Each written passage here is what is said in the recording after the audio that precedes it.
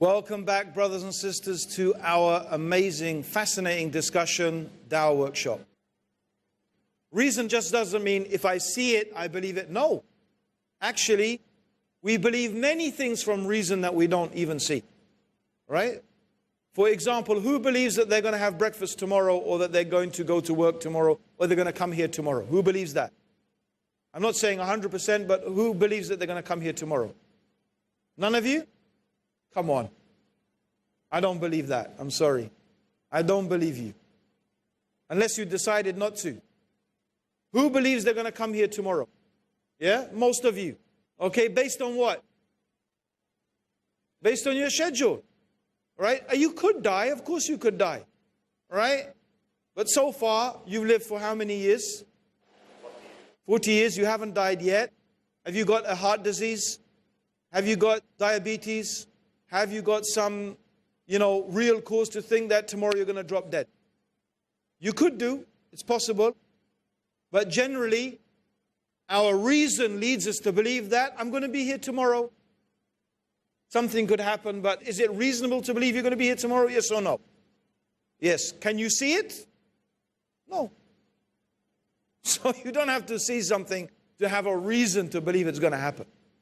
So no, that's not a reason for God's existence. So what I want to know is, how do we know there's a God? It's a good point that we can't see God. So how do we use our reason to understand that there's God? Yeah? Yes. We have a perception of beauty. So everything is designed in this universe, and every design needs a creator. Okay. So the reason is, that your reasoning is, from universal human experience, human beings, when we see something working according to design, working according to laws, working according to patterns, we universally, always, we have experienced that something has made that thing and has constructed that thing and has applied some laws to make it work in that way. Is that what you're saying? Right. It's a very good argument. This is an argument. So that's why, for example, if I find a pen lying in the street, do I think it just came from nowhere? If I find a pen lying on the street on the floor, oh, this just popped into existence from nowhere. Do I believe that? Why? Because our experience as human beings tells us that doesn't happen. I mean, the pen is made of what? Some metal and some plastic. Plastic is from oil. Metal is from alloy. I don't believe that, somehow mysteriously this thing was formed by some random events. That there was a bit of oil and a bit of metal, or, and the boil thing, and the pen just came. Do we believe that? No. Why? Because the pen has a shape, it has a form, it has a function. It has a very simple mechanism, very simple comparatively. But still we are sure that someone has designed it. How about something even more simple? A piece of pottery. Just a fragment of pottery. That's made of clay, baked earth. Yet an archaeologist will dig in the sand and find a piece of pottery. For this archaeologist, it is conclusive for him that there existed people who made it, and he will tell you many things about this civilization by looking at this pottery. Because he will know, in order to make the pottery like this, they must have been able to build ovens to bake the clay. And in order to build those ovens, they must have had this level of technology. And they must have been able to gather fuel in order to burn the fire for the ovens. So they must have had access to this, and so many things he can tell you from one piece of pottery. Although this piece of pottery is just earth. Isn't it very easy to believe that maybe, there was a fire in a forest, and there was some clay, and this earth just became baked, and it just happens to look like a piece of pottery? It's possible, right? But no, this archaeologist will be sure. Human beings made this. Someone designed it. Yeah? So the point being, we look at the universe around us and we see many examples of design. Things working according to systems. Can anyone give me some examples? Salim. When the baby is born, what he gets from his mother is milk, which is has water content high, which is very thin because his digestive system is not strong enough. Later on, as the days goes by and the weeks goes by, the milk becomes thicker and thicker because by now the baby's digestion system has strengthened. Now, all this is intelligence, and it just can't happen out of, coincidence. It is proper intelligence in it. What is the normal response that an atheist or someone who doesn't believe in God, or what would they might say to that? What would they reply? Yes. I have another reason. No. What might an atheist or someone who doesn't believe in God, what might they reply to this thing that Salim has said? Yes. Is it just it's just a cycle? It's just a cycle of nature. They say it is evolved. They will say, although I agree, it is very, very difficult to see, especially something like you said, that the milk is changing at each particular stage. But I don't want to get into this too deeply. But generally, when we use examples, mostly we teach students not to use examples from the biological world. Why? Because generally in science, the explanation that they have given, the naturalistic explanation, they say we don't need to explain this by God's existence because we can explain it through the process of evolution. Now, whether it's true or not is not so important here. What is important is that many people find that evolution is convincing. That's what's important. So now the problem is, if we use this example, now we're up against, now we have something we have to go up against. So we have an explanation, they have an explanation. For many people, this is a powerful explanation. Why should I take on a powerful explanation? Even if you think it's not, they think it is. Shall we find an easier way?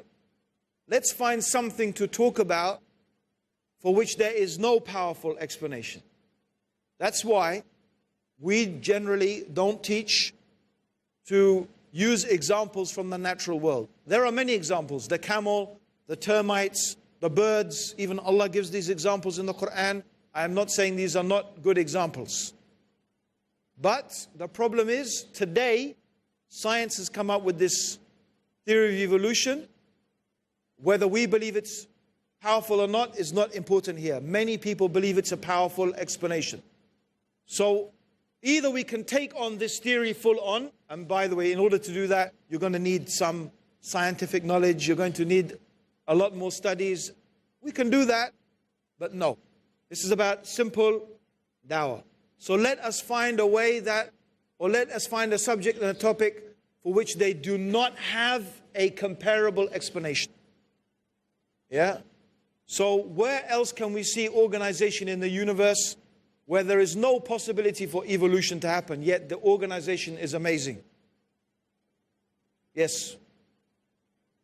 Ridwan. We can actually go the other way around and prove the evolution theory false. I mean, it's really baseless. No, we don't want to get into proving that. We don't want to get into discussing the argument. Listen, this go-rap is about the simplest way of giving dawah. You see, this is why it has been designed, to avoid difficulties, making dawah easy as possible, making dawah effective. Alhamdulillah, it's great. If you want to study the subject, fantastic. But why have an argument when you can avoid it?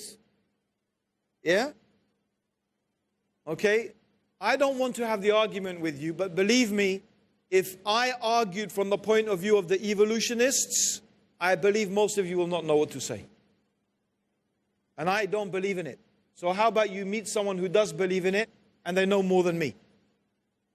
I don't think it does us any service, by the way, brothers and sisters who are listening, to make fun of evolution, to make it as if it's nothing, to dismiss it. For most scientists, they believe this is the most powerful explanation that explains how life came to be on earth. And if you study it even a little bit, you will see it is very powerful. And to deny it is not to do us any service. Yes, it has some weaknesses, it has some issues, it has some problems. But probably most of you don't know what they are. Okay? So we just want to keep dawah simple. We're going to take a short break, brothers and sisters. Don't go away. We'll be back soon, inshallah.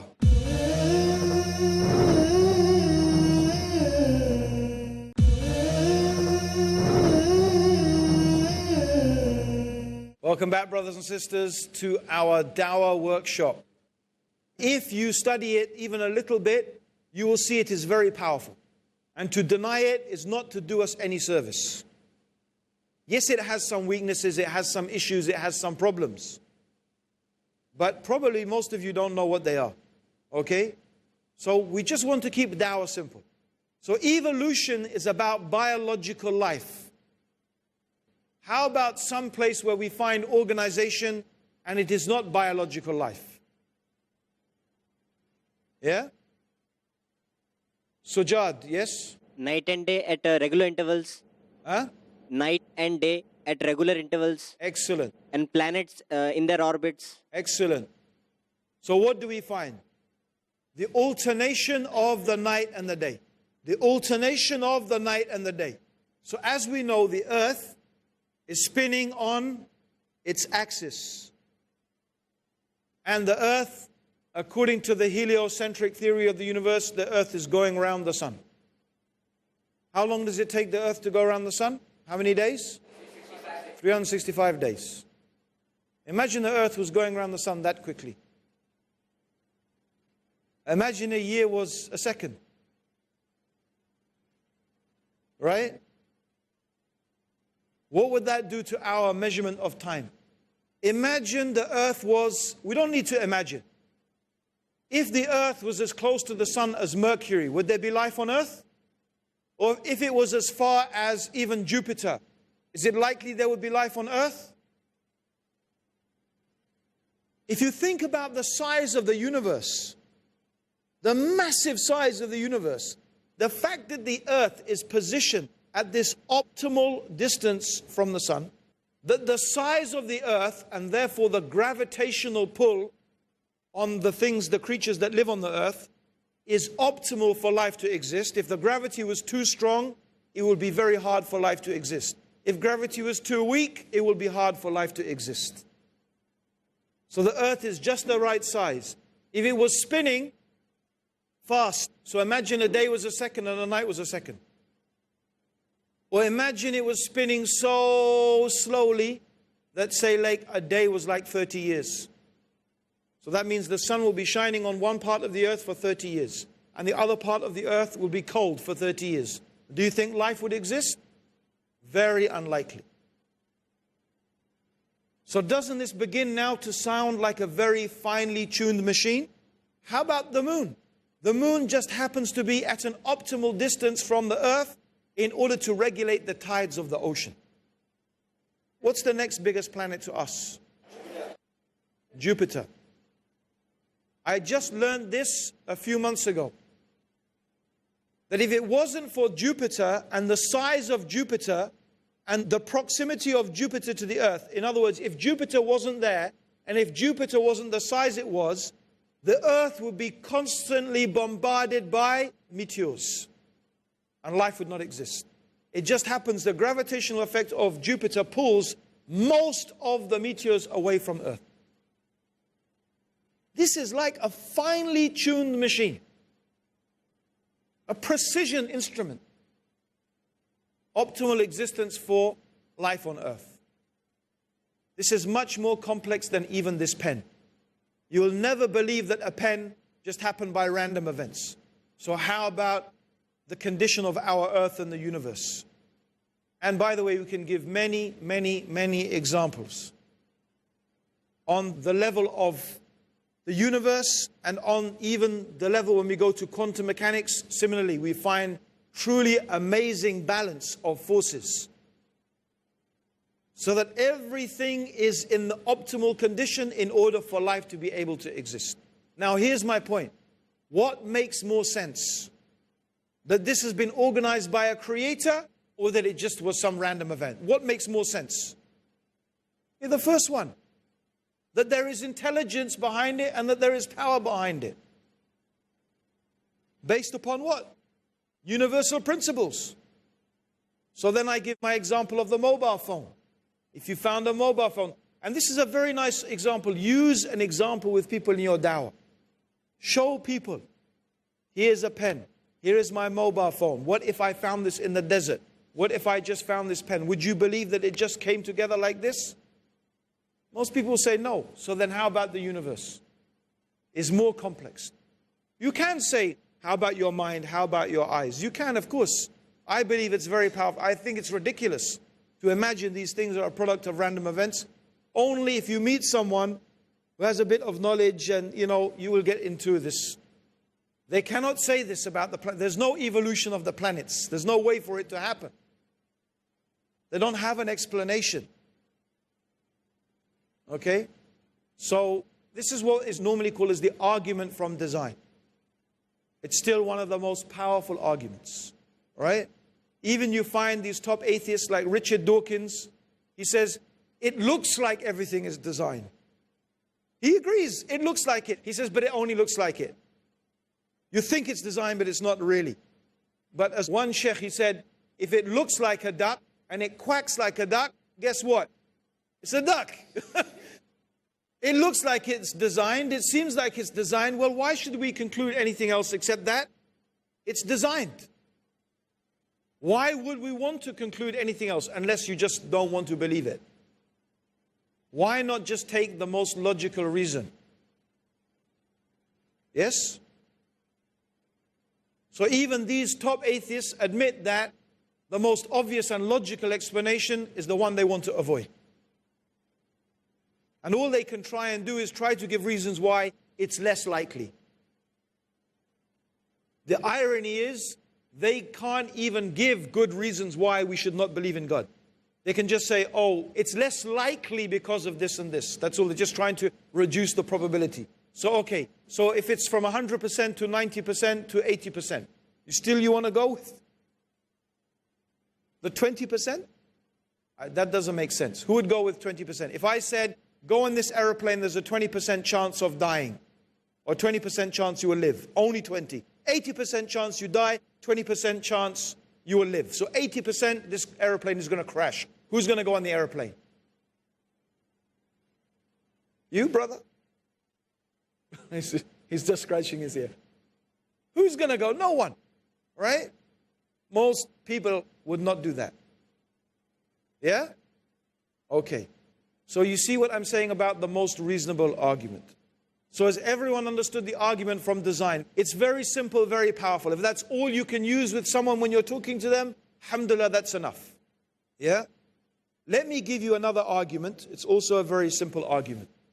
This is more of a philosophical argument. You can add this or leave this, or some people only use this argument. Okay? This is the argument from causality. Yeah? Okay. Oh, by the way, sorry, let me just stop for a second. This argument from design, the argument from design, leads us to conclude that there must be some intelligence behind the universe, yes? We're not going to say what it is. We don't say God yet. We can say the Creator. But what we can know for sure is, number one, there must be intelligence behind this universe, yes or no? That's sure. Right? And there must be power. Because whoever created this universe must be very powerful, or whatever created it must be powerful, yes? Intelligent and powerful, and it must have will, right? So these things we can rationally conclude that there must be intelligence, power, and will behind the universe. Are you with me so far? Okay, here's another argument. This is called the argument from causality. Okay? Causality is, for example, if the glass of water is here, someone must have made the glass, right? And someone must have poured water in the glass. And if the glass over and the water spills, the cause of the water spilling is me knocking over the glass, right?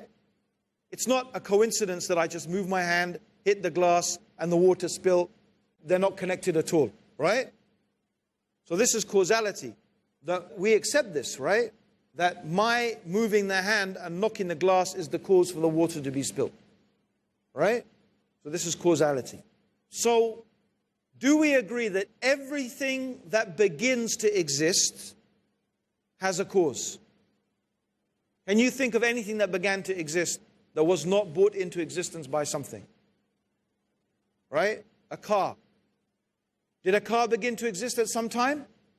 Was it caused or did it just come into existence? Huh?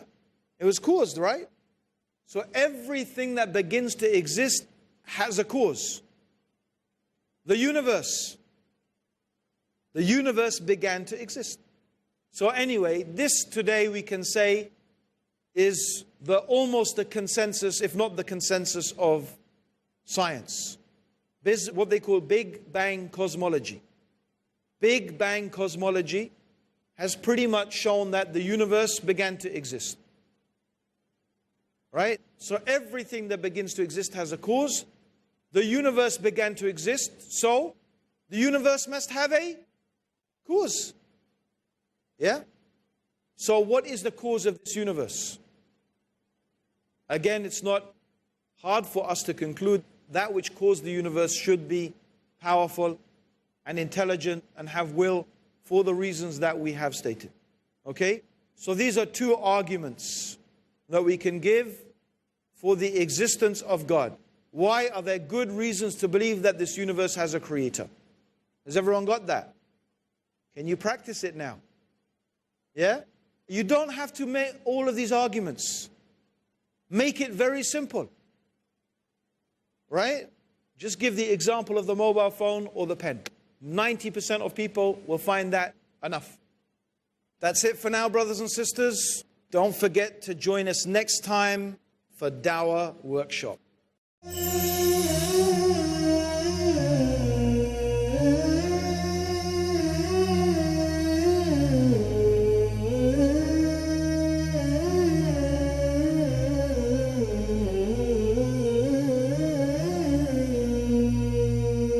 رب رحيم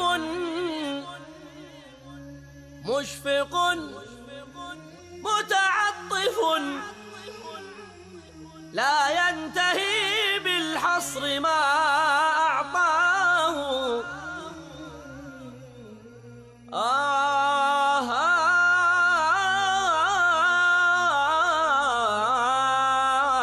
رب رحيم مشفق متعطف